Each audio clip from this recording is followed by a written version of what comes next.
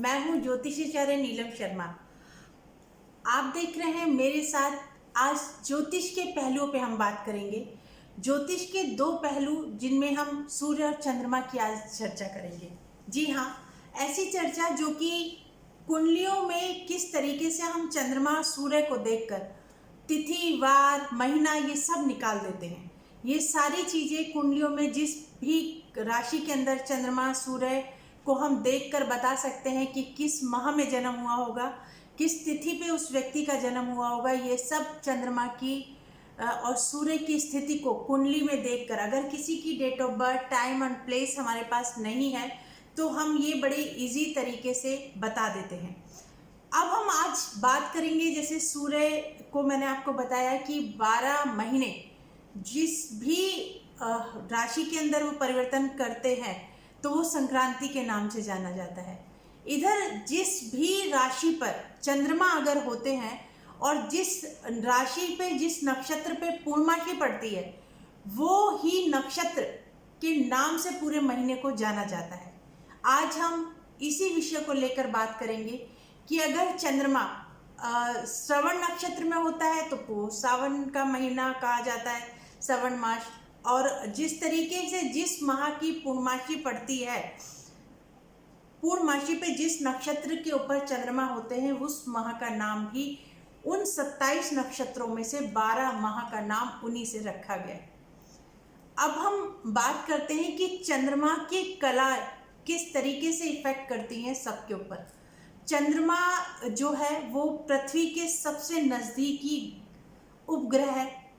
उपग्रह होने के बाद भी ज्योतिष के अंदर उसको ग्रह का स्थान प्राप्त है।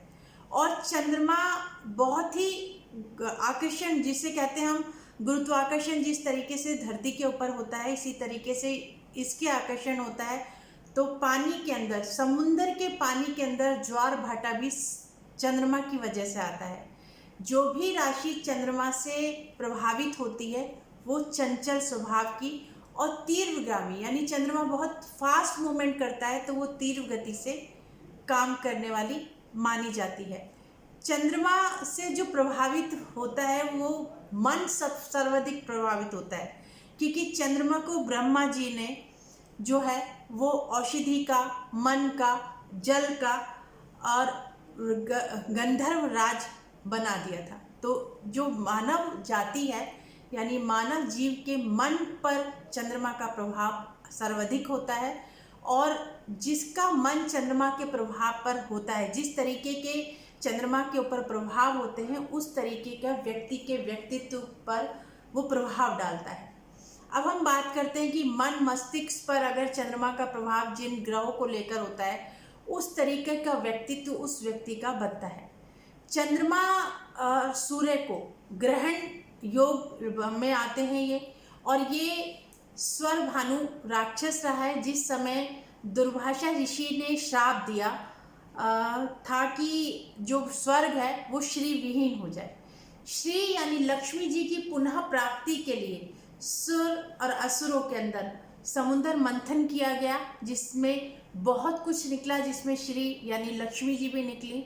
और उन्होंने जो है उनको प्राप्त करने के लिए स्वर और असुरों के अंदर जो समुद्र मंथन हुआ उसमें विष्णु जी ने मोहिनी का रूप धारण किया और अमृत को बांटने का कार्य लिया था, क्योंकि समुद्र मंथन में समुद्र भी में से अमृत भी निकला था। तो उन्होंने सर्वप्रथम सोचा कि सब देवताओं को अमर कर दिया जाए।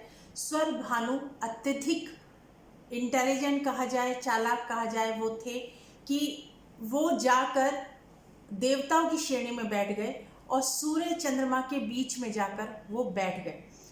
तो उन्होंने जैसे ही अमृत दिया जा रहा था तो उन्होंने इशारा कर दिया और इशारा पाते ही विष्णु जी ने अपने सुदर्शन चक्र से स्वर भानु राक्षस को के 2 टुकड़े कर दिए।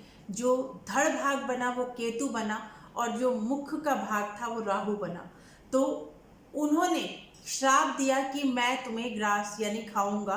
तो वो ग्रहण लगाते हैं, सूर्य और चंद्रमा को राहु केतु ग्रहण लगाते हैं, जिसकी वजह से हमारी जो ग्रहण काल के अंदर जब हम कहते हैं कि सूर्य और चंद्र नाड़ी पे इफेक्ट पड़ता है, पूर्णमासी पर भी ग्रहण पड़ता है वो पूर्णमासी पे पड़ता है तो चंद्र ग्रहण पड़ता है, और अमावस्या पर सूर्य ग्रहण पड़ता है।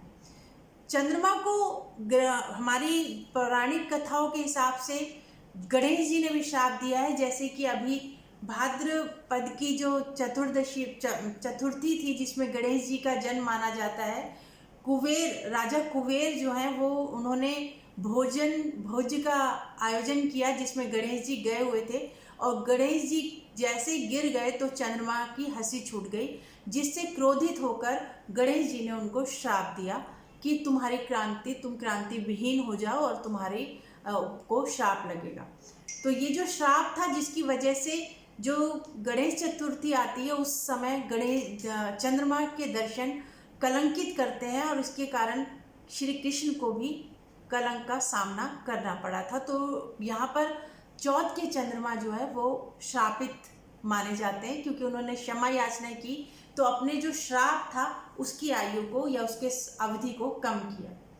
इसके बाद चंद्रमा को पौराणिक कथा के अनुसार ही राजा दक्ष ने भी श्राप दिया था, क्योंकि उनकी 60 पुत्रियां थी, 60 में से 27 की शादी उन्होंने चंद्रमा के साथ की थी। जब चंद्रमा के साथ की थी तो चंद्रमा को रोहिणी जो नक्षत्र की रानी थी वो सर्वाधिक प्रिय थी, और वो वहाँ पर बहुत खुश महसूस करते थे। तो बाकी जो राजकुमारियाँ थी उन्होंने अपने पिता से उनके बुराई के रूप में यह शिकायत की, तो राजा दक्ष ने क्रोधित होकर उनको श्राप दे दिया और उनको टीबी का यानी क्षय रोग का श्राप दिया, जिसके कारण उन्होंने सोमनाथ में जाकर शिव जी की आराधना की और वहाँ पर काफ़ी करोड़ों की संख्या में महामृत्युंजय नाम जाप किया, और सोमनाथ मंदिर के यानी शिवलिंग की वहाँ पर भी मंदिर की स्थापना भी हुई, और शिव जी ने उन्हें वरदान दिया। तब जाकर शिव जी ने उनको अपने मस्तक पर धारण किया, और वो मंदिर ही सोमनाथ के नाम से, क्योंकि चंद्रमा का एक नाम सोम भी कहा जाता है, सोम, तो सोमनाथ कहा गया। तो चंद्रमा की अगर गति के अनुसार ही हमारी तिथि, हमारे नक्षत्र, पंचांग के अवयवों के रूप में जानकारी हमें चंद्रमा से ही मिलती है।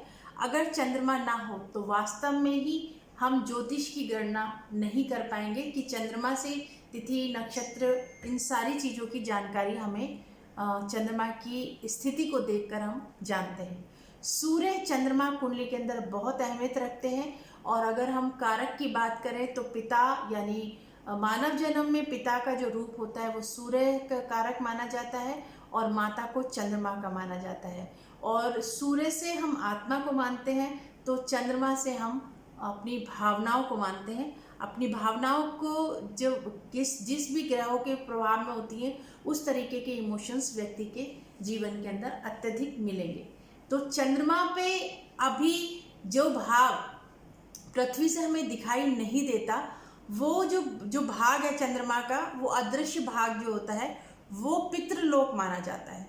जिसे हम कहते हैं कि चंद्रमा के ऊपर जो निशान से दिखते हैं वो पितृलोक माना जाता है, और श्राद्ध पक्ष के अंदर उस पितृलोक से ही हमारे पितृजन जो हैं वो भूलोक पर आते हैं, और अपने वंशज यानी जहाँ पर भी उनका देह शरीर छोड़ा होता है उन तिथियों पे वो भ्रमण करने वहाँ पर पहुँचते हैं। तो इन श्राद्धों पर अवश्य इन श्राद्धों में तिथियों का अवश्य ध्यान रखें, और वो चंद्रमा की वजह से हम गणना कर पाते हैं, और अपने पितरों का श्राद्ध पक्ष अच्छी तरीके से श्रद्धा के साथ करें।